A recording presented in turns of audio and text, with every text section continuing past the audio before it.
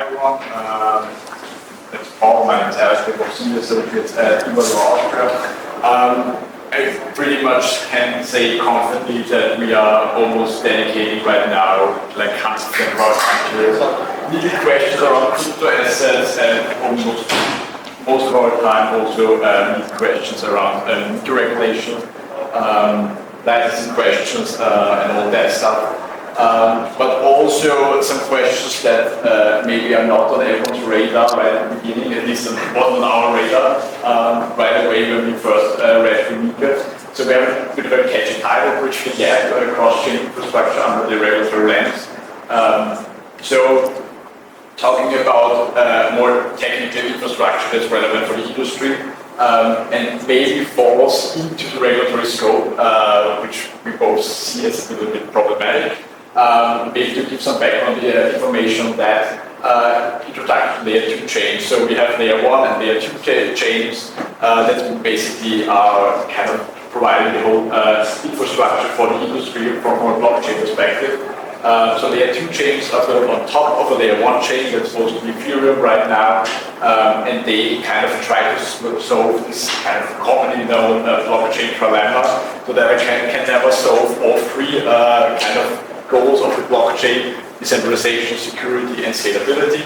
And layer 2 chains try to actually solve that by mainly leveraging the security of the layer 1 chain that's also always very established through creating higher transaction speeds or lowering transaction costs as well. Trying to keep it short, two most popular concepts right now are rollups and zero-knowledge rollups. Very complicated from that perspective to explain that in more detail how that actually works. Keeping it also short, they are based on very difficult mathematical concepts, especially zero knowledge is highly complicated. I will try to explain it, but I probably wouldn't do it justice, and I certainly won't make it in 50 minutes. So I will just leave that up to you guys to maybe do some research on that. But yeah, layer 2 chains often developed by some kind of independent developer hub. Kind of, you maybe know MetaLabs or Starkware, that they're responsible for two of the biggest ones, CASP and Starknet. And in the beginning, and there we get already into the problem, they are mostly centrally operated. So they operate the infrastructure and they mostly control also the governance from that perspective. And of course, they always have the goal at some times to centralize the full operations of the layer 2 chain.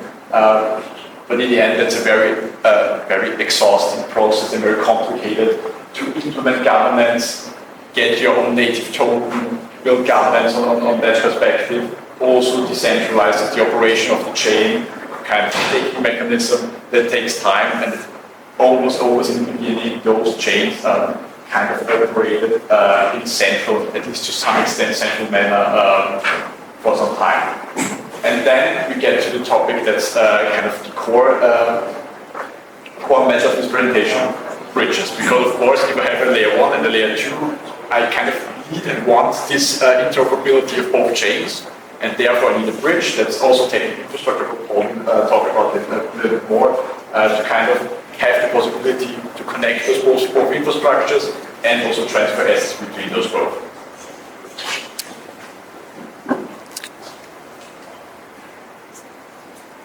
Exactly. So Alex already explained sort of the main idea of those bridges, especially in the context that we're talking about them right now. It's connecting layer 1 to layer 2, thereby solving for this very famous scalability issue and also cost issue when talking about the crypto ecosystem and blockchain infrastructure. Now, how does this actually work? I'm not a technical expert, but I'll try my best anyways. It's based on smart contracts to begin with. Then there is the source blockchain, or also layer 1 blockchain, where the blockchain user, and just to make it very clearly pirate, it's just because I like it and there's no deeper meaning here, interacts with the local smart contract of the bridge, and in essence, deposits the assets into this smart contract. Once that has occurred, there is this messaging transaction going on and communication between the local smart contract on layer 1 and the minting smart contract, how we call it, on layer 2. So basically here it says user has deposited assets in the amount of, and then on this side, once there is confirmation that this has occurred, the assets are then minted and are the minted assets which represent the asset that was initially on layer 1 and actually still is because it's still locked in this smart contract here. But in order to have it available on layer 2 blockchain and to make sure that it's still sort of in use and can be transferred, etc. on layer 2, it's newly minted here. And exactly between those two contracts there is the cross-chain component. And now, while we're discussing this so much, it's basically, as Alex said before, usually there are layer 2 protocols, independent developers that also operate those blockchain bridges. Why? Because they need the connection from layer 1 to layer 2 in order to have traffic on their layer 2 blockchain. And here, as Alex said before, and as we've heard earlier today, the thought is that mostly, or depending on how decentralization is defined, they initially at least are centrally operated, which leads us to the question, how does MiCAR actually treat those bridges? So we of course have in MiCAR this kind of nice recital that says if we have fully decentralized, fully decentralized service, a fully decentralized infrastructure, that should be not within the regulatory remit of MiCAR.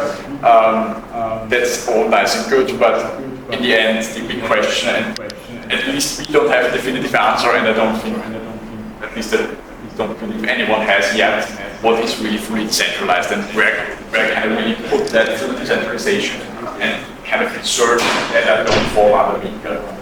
I mean, we already have seen that some regulators also try to provide some guidance, but then until now didn't catch on. And I think it's still a big question mark behind that. And in the end, I don't think we can, to have certainty, rely on kind of being fully decentralized and for that reason falling out of the regular of MiCAR. And especially with bridges, as Paul already said, of course the developer of the layer 2 chain has a big interest to have at least one bridge in place, and then there are often a lot of third parties that also kind of try to implement a bridge, kind of to either promote their own application on the layer 2 or just have it as an independent infrastructure as well to connect layer 1 and layer 2. And with the bridges, we also often have the same kind of issues as with the layer 2 chain as well. They are centralized, at least to some extent. Of course, the developers often try to decentralize it, but that often takes time or doesn't really work in the end. And those are kind of just free main integration in that sense. Configuration of governance, maintenance of upgrade keys. So I would have the possibility to change the operation of the bridge because the bridge is normally fully automated, smart contracts that are fully automated operated. So I don't really have an ongoing service in that sense that are really operating smart contract day in and day out. But I have the possibility as developer and controlling the upgrade keys that I could change the operation of smart contract, and in the end also possibly have control over the operation in that sense. And then of course there are lots of emergency switches that could turn off the bridge or don't allow the in and out of assets anymore, and then in the end could again lead to some kind of control that maybe kills that decentralization argument. Sorry, just maybe to end here, we've discussed now sort of governance and control and those lock switches, emergency switches, who can upgrade the smart contracts. And the interesting topic here is for me is, on the one hand, everyone's trying to get this decentralized. On the other hand, this is also where some sort of security occurs, because the emergency switch is nothing else than the possibility for one party or a consortium of parties to actually stop the smart contract from working, for example, in case it has been hacked. So there's always different aspects to it. It's not just the centralization, but also the security aspect. Sorry. So good. But in the end, of course, if you fall in the regulatory remit, at it doesn't look at the moment like it that any of those developers are very interested in getting licensed, and then kind of you're maybe lose access to that layer 2 infrastructure, so it's already now. So if you don't have that kind of that degree of decentralization that can throw us out of MiCAR, we would have to think about potentially applicable MiCAR service categories that we could fall into. And if we fall into one of those, we would have a licensing obligation for the kind of operator of the bridge.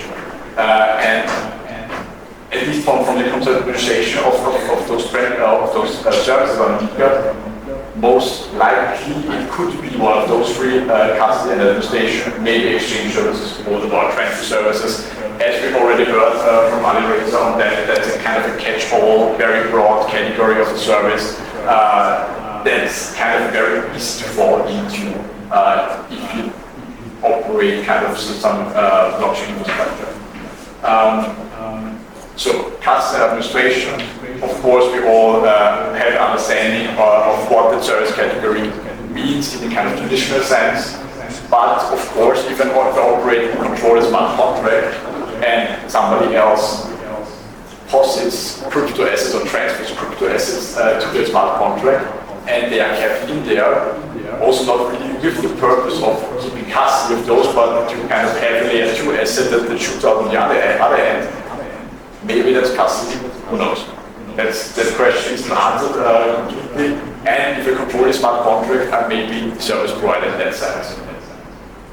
Exchange service also a possibility because, of course, shoot the layer 1 asset on the one side, get out the layer 2 asset on the other side, or then do reverse transaction, so to say. But in the end, is it really a purchase or sale contract? Most likely not. But in the end, is the service category kind of interpreted more broadly or more narrowly? So there is again a risk that we fall into that. Biggest risk probably with transfer services, because of course, if let's say there's a custody and there's of course also no exchange service, I could still fall into transfer service if I say one smart contract kind of receives crypto assets, the other one mints it, and then transfers those minted crypto assets to my layer 2 wallet. And then, of course, the category is very broad and the service description is extremely broad. And then I fall into that. And again, it's not really kind of a standalone service as we would have with kind of a centralized CASP trading platform that provides transfer services on the platform between the two users or provides transfer services from the platform to a third-party wallet. That's the more traditional conceptualization of those transfer services, but in the end, it could be the case that from the wording of the definition, there is the risk that we fall into that. So, and that's another very fun topic in the concept of bridges. Now we've heard about sort of the risk that a bridge operator is the services provider, but there is also the risk of, we'll put it in brackets, disqualification as issues of asset reference token. Now, at the present, asset reference tokens, we've heard before today is the crypto asset that is not electronic money token that purports to maintain a stable value referencing another value or right. Now, we have this lock and mint mechanism where on layer 1 the asset is locked, and on layer 2 the asset is minted, which basically refers to the value that's locked on layer 1. So, on a very following this definition, the minted layer 2 token could very well be considered an asset reference token. Which sort of brings us to the consequences, which are for operators of bridges horrendous, because it results in significant regulatory obligations. Licensing is hard issues, it's strict on fund requirements, very severe reserved assets requirements. One is to keep all of the assets in sort of reference to the value in the reserve, and it would actually make it very much impossible for bridge operators to operate bridges in the EU. I mean, of course, there is also this territorial question: when is someone deemed to operate in the EU, when is someone deemed to not operate in the EU? But there is significant regulatory uncertainty in this regard. So the sort of legitimate next questions is also we would like to shortly go into is whether this was actually the regulatory intention. EU legislator created the asset reference token, as Ariel also mentioned, they very much with Facebook and the MiCAR project in mind, which was sort of this idea of creating a separate payment stablecoin currency system worldwide. So all of the provisions and also the recitals of MiCAR are very clear that what they tried to regulate with the asset reference token is something that at least resembles a traditional currency or tries to create a separate order of payment and currencies. So simply from that, it's unlikely that blockchain infrastructure bridges from layer 1 to layer 2 were meant. Secondly, and I think that's also something we've heard quite often today, MiCAR itself has some carve-outs for pure tech providers. We have recital 26 and 93, which sort of go into when something is just on a technical basis due to the consensus mechanism, then it should not be regulated by MiCAR, which we understand as hints that basically something that's purely technical should not be regulated. And then also the word preferred. To me, it sounded interesting, to be honest. I had to look it up what it means. And if it's used as a verb, as it is right here, it basically means confesses to or claims to be something. Whereas the dictionary says it's mostly where it falsely claims to be something. So in this case, it's quite interesting. Like, what is the layer 2 token professing to be and maybe falsely doing so? And also, what does it mean in connection to maintaining a stable value? Because in essence, it's the same asset as it is on layer 1 with other technical specification. So I think rounding up this discussion, our view is that most likely it was not a regulatory intention to cover blockchain bridges from layer 1 to layer 2 within MiCAR. However, the regulatory uncertainty is there. I think we've heard some reference to regulators trying to discuss or giving out guidance regarding decentralization before. This topic is, at least in my research, not yet show up. Maybe it will in the future. There's a couple of articles by lawyers which are all very sort of open-ended and do not give a clear response, which is also very understandable. But this is a huge topic for the industry. I think that's why we also are talking about it today. And yeah, we're very happy to discuss. And there's the issue that some shot very quick and kind of wrote some articles that it's very likely that a layer 2 token may be an art, so that the discussion won't go away that quickly. But yeah, I think we made our statement quite clear that we see it a bit different, at least a bit more complex than those initial views. Yeah. So, thanks.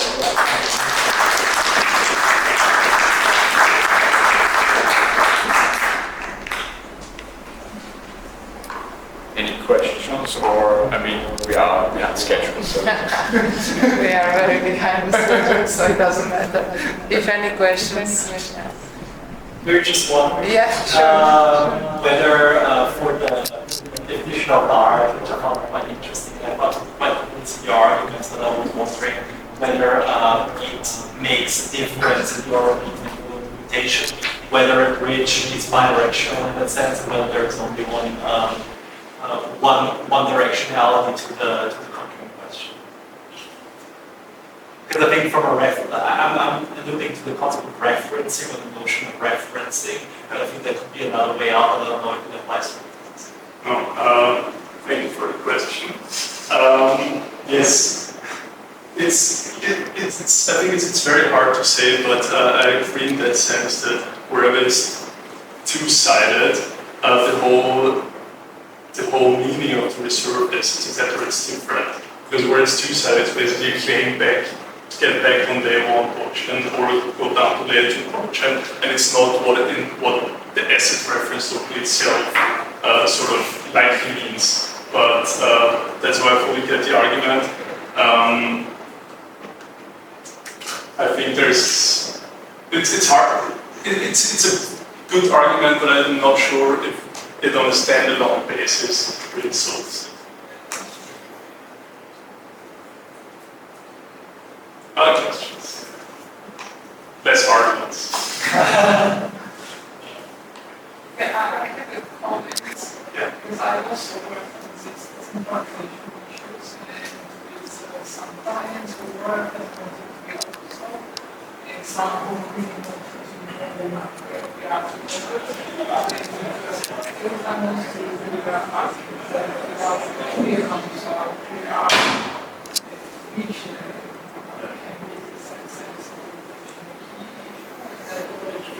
Also easy, but from my point of view, still, when somebody very clearly has control of it, can't be disadvantaged. So this is also the first key.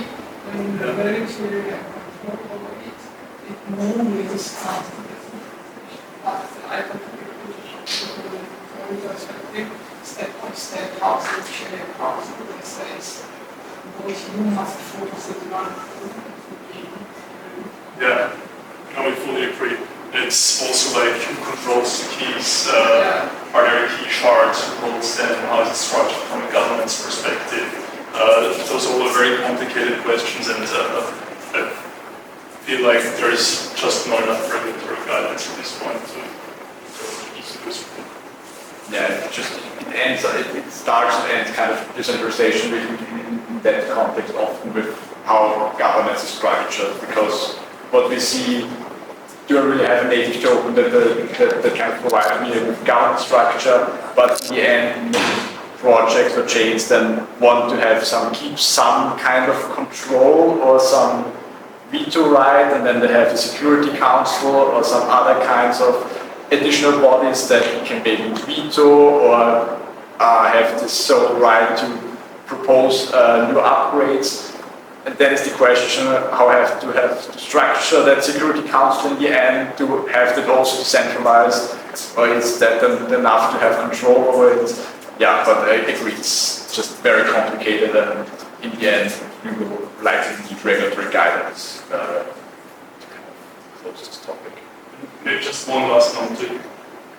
I wonder whether decentralization is actually the correct word or whether it's autonomy. Because these two concepts, I feel like in all of the regulatory discussion, likely also technical discussion, is getting totally mixed up. But I don't have the answers. Thank you.